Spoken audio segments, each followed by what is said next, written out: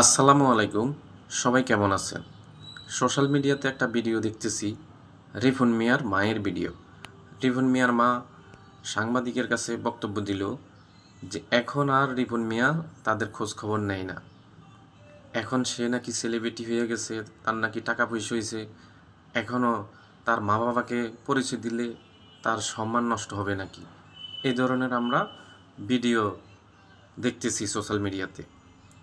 এখন আমার কথা হচ্ছে, রিপন মিয়া এত টাকার মালিক হয়ে গেছে, তার মা বাবাকে এখন আর খবর নেয় না।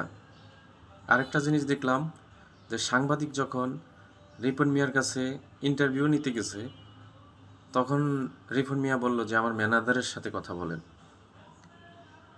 ভাই, আপনার ম্যানেজারও আছে, তারপরে সে জিজ্ঞাসা করলো আপনি বিয়ে করছেন কেন? না। আবার শুনি যে 2টা বাচ্চা আছে, তার বউ আছে, সেটা নাকি বলছে তার বড় ভাইয়ের বউ। এটা কি ভাই?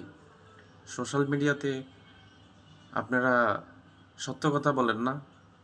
আরেকটা দেখলাম আজকে রিভন মিয়া রিভন মিয়ার মায়ের কাছে গেছে, মায়েরকে ধইরা কান্নাকাটি করে, আবার বলতেছে যে আমি তোমাদেরকে কিছু দেই না, তুমি কেমনে এই কথা বললা। তাই আমি রিভন মিয়ার কাছ থেকে আমরা জানতে চাই যে ক্লিয়ারটা আসলে ব্যাপারটা কি, সত্যটা আপনারা, আপনি এবং আপনার মা বাবা, আপনার ফ্যান ফলোয়ার যারা আছে তাদের কাছে সত্যটা তুলে ধরেন।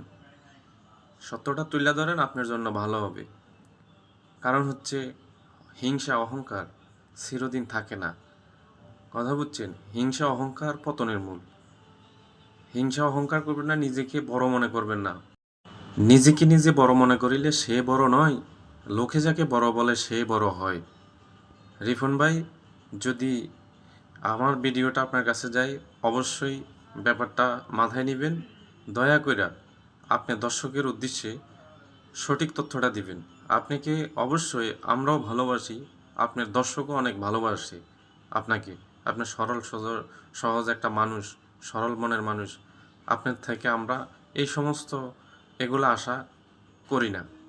দয়া করে মা বাবাকে ভালোবাসবেন। এই পৃথিবীতে মা বাবা ছাড়া এই পৃথিবীতে আপনার কেউ আপন না। কারণ হচ্ছে আমি জানি আমার মাও নাই, বাবাও নাই, আজকে আমি কতটা অসহায়। তো দয়া করে আপনি এই জিনিসটা ক্লিয়ার করে দর্শকদের উদ্দেশ্যে জানাই দিবেন। ধন্যবাদ।